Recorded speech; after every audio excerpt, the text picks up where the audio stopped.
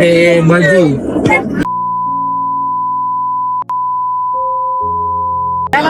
Saya datangin juga, saya cek apa sih kak? Itu apa barang apa itu? Itu paket apa itu? Saya kira itu bangkainya babi.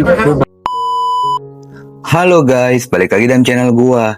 Guys, hari ini gua akan menceritakan kasus penemuan box kontainer yang ternyata di dalamnya berisikan jasad seorang wanita muda. Mirisnya, sempat disangka jika box tersebut berisikan daging babi. Bagaimana kronologis dari kasus ini? Yuk kita simak videonya. Kisah dan kasus ini dibuka dari sosok korban itu sendiri.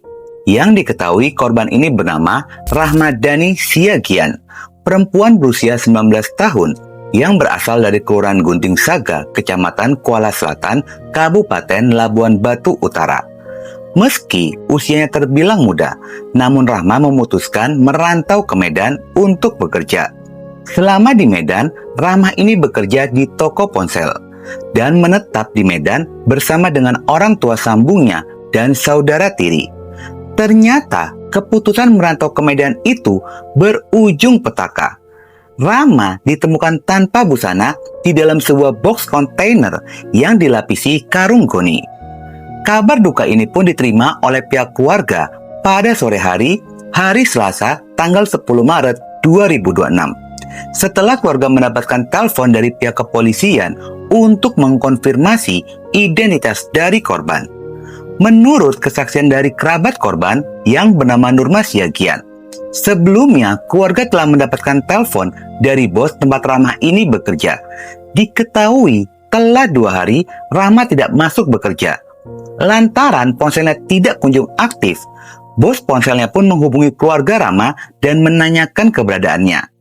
Namun pada sore tiba, keluarga kembali mendapatkan kabar jika Rahma ini ditemukan dalam kondisi yang mengerikan berada di dalam box kontainer. Kronologi penemuan ini terjadi di Jalan Menteng 7, Kecamatan Medan Denai, Kota Medan, Sumatera Utara. Pada hari Selasa siang 10 Maret 2026. Di lokasi tersebut, datanglah 2 orang pria mengendarai motor dengan mengenakan jaket ojek online dan pria yang dibonceng itu membawa box kontainer. Lalu setibanya di lokasi, kedua pria itu pun menurunkan box kontainer di bawah pohon pisang. Semula, warga tidak curiga karena tidak tercium aroma tidak sedap. Namun semakin lama, box kontainer itu masih saja berada di sana. Mulailah timbul rasa penasaran dan curiga dari warga sekitaran. Lalu ada seorang pria bernama Suwardin warga sekitaran menceritakan kesaksiannya. Saat itu dirinya hendak menyebut sang istri yang tengah bekerja dan melihat box tersebut. Suwardin pun mulai memberanikan diri untuk membuka box itu. Suwardin mengaku saat box itu dibuka, di dalamnya ada karung goni dan darah yang menempel pada karung. Suwardin yang berpikiran positif dan menyangka jika box itu berisikan daging babi. Lalu Suwardin dengan percaya diri membuka karung tersebut. Dari situlah Suwardin pun baru menyadari jika itu bukanlah daging babi, melainkan punggung seseorang. Sontak saja penemuan itu pun membuat gempar warga sekitaran dan segera melaporkan kejadian itu pada pihak kepolisian. Polisi segera datang ke lokasi dan melakukan evakuasi. Sebelum box itu benar-benar dibuka dan dikeluarkan isinya, banyak yang menduga jika jasad itu merupakan seorang pria. Bahkan salah satu dugaan adalah korban mutilasi. Setelah polisi mengeluarkan jasad dari dalam box, barulah diketahui jika box kontainer itu berisikan jasad seorang wanita muda, yakni Rahmadani Siagian berusia 19 tahun. Nggak bisa maju. Pembunuhan, diduga pembunuhan penyiksaannya. Korbannya wanita, korbannya cewek. Nggak bisa lewat.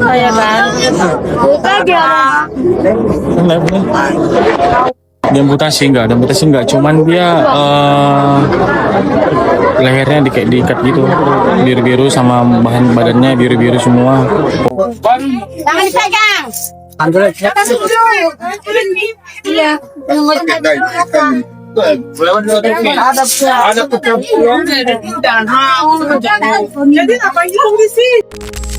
Setelah pihak kepolisian mengkonfirmasi identitas dari korban kepada pihak keluarga, polisi pun menggali keterangan dari warga di lokasi temuan.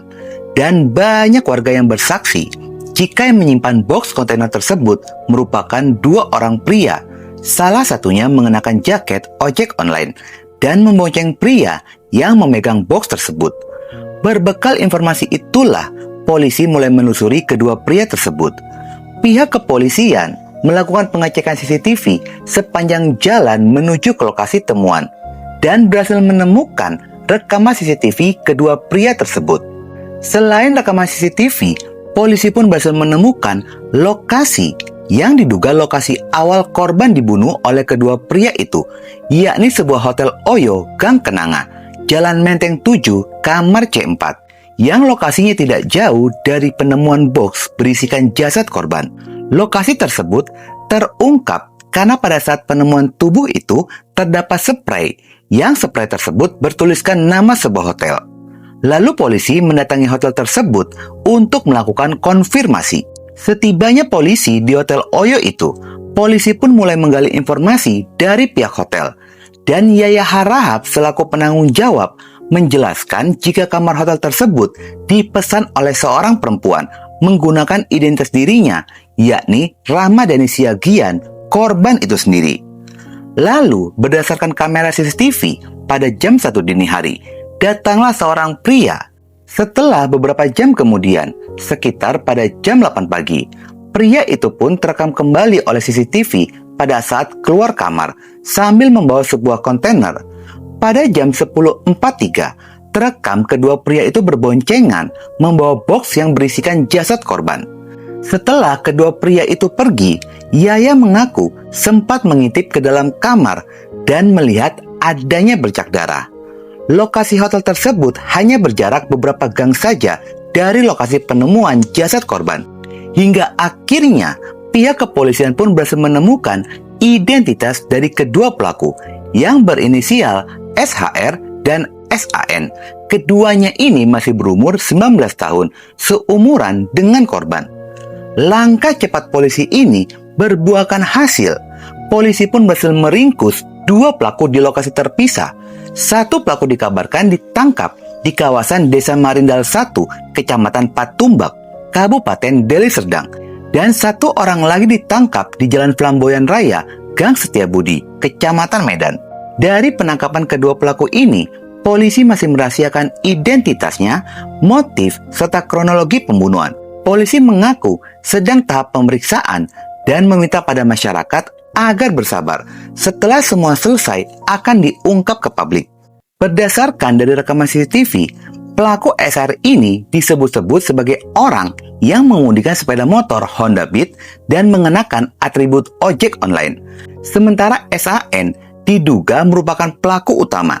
Terlihat ketika pelaku ini datang dan masuk ke dalam kamar hotel serta membawa box kontainer itu keluar dari kamar hotel, yang diduga SAN merupakan kekasih korban. Kasat Reskrim Polrestabes Medan AKBP Bayu Putra Wijayanto membenarkan akan hal itu. Meski demikian, belum merinci lebih jauh mengenai peran dan motif dari keduanya karena sedang dalam proses pemeriksaan pihak kepolisian.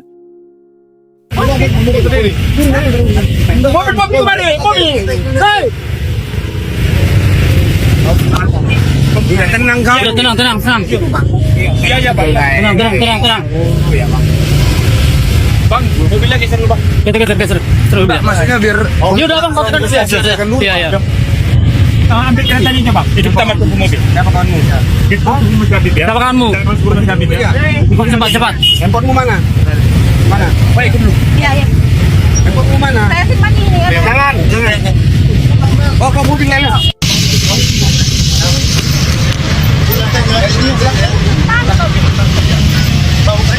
Udah, Bang.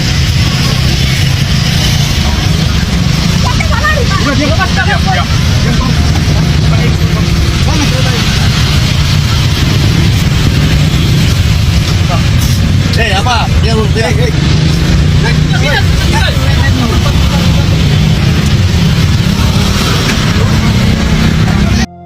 Itu ini yang ngambil lagi, Bang. Ini sambil pakai helm. Apa itu? Dia pertama kali pagi kan. Terus dibilangnya, Bib, aku silap katanya.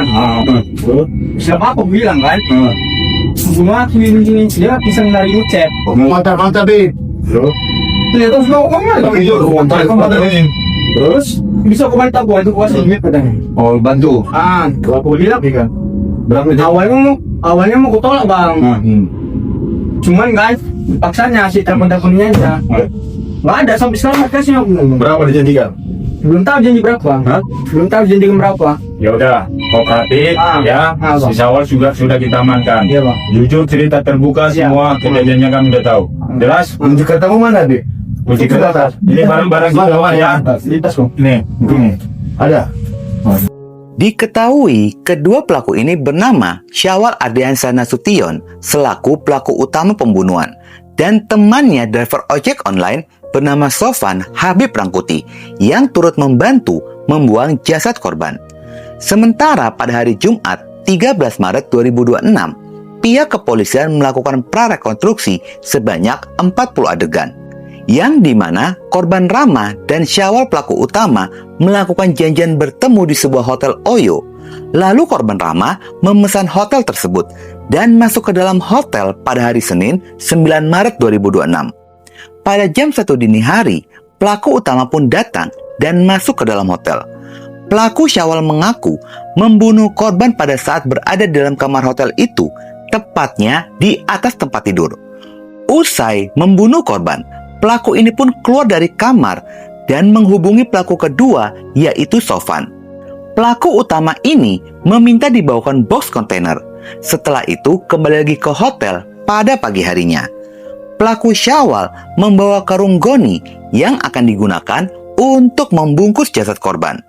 Lalu pelaku Syawal ini membungkus jasad korban menggunakan spray hotel dan memasukkan jasad tersebut ke dalam karung goni. Lalu setelahnya pelaku Syawal ini pun datang dengan membawa box kontainer, lalu menyerahkan box tersebut pada pelaku utama Syawal, dan lokasi penyerahan berada di gerbang hotel. Pelaku Syawal pun memasukkan tubuh korban ke dalam box tersebut, lalu membawa jasad korban menggunakan motor yang dikendarai oleh pelaku kedua Sofan. Kedua pelaku mengaku sebenarnya lokasi pembuangan jasad korban itu bukanlah lokasi penemuan, melainkan Sungai Denai. Kedua pelaku ini mengaku tujuannya untuk menghanyutkan tubuh korban di Sungai Denai. Namun pada pagi itu, terlihat banyak warga di sekitaran sungai, sehingga rencana itu pun gagal. Ketika kedua pelaku ini mencari lokasi untuk membuang jasad korban, mungkin dikarenakan berat, box yang berisikan jasad korban itu beberapa kali hampir terjatuh dari pegangan pelaku Syawal. Karena takut dan khawatir, kedua pelaku pun pendek akal, hingga keduanya pun memutuskan untuk membuang jasad korban di lokasi temuan, hingga akhirnya box kontainer itu ditemukan oleh warga sekitaran, dan kasus pembunuhan terungkap, kedua pelaku pun tertangkap. Sementara, apa hubungan antara korban dan pelaku ini? Apakah keduanya sepasang kekasih atau prostitusi online? Pihak kepolisian pun belum menjelaskan secara detail. Dan untuk motif, apakah rasa cemburu atau ingin menguasai harta korban? Pihak kepolisian pun masih mencari bukti lainnya. Untuk kasus pembunuhan ini, polisi belum mengkonfirmasi apakah kedua pelaku termasuk pembunuhan berencana atau tidak berencana, dan masih berjalan di ranah pihak kepolisian. Bakal ada fakta dan bukti lainnya seiring berjalan penyelidikan polisi. Guys, mari kita doakan semoga saja polisi segera mengungkap fakta yang sebenarnya dalam kasus ini. Tetapi pendapat gue pribadi, jika melihat alur dari kronologi tersebut, pelaku ini terlihat tenang dan seperti sudah merencanakan semuanya, seperti lokasi pembuangan jasad korban. Dan kalian perhatikan pada saat rekaman CCTV itu, kedua pelaku ini menutup kaca helm, yang seolah-olah mereka telah menyadari ada kamera CCTV yang sedang merekam aksi keduanya. Oke guys, sekian dulu video gue hari ini, dan jangan lupa ikuti terus video gue. Oke?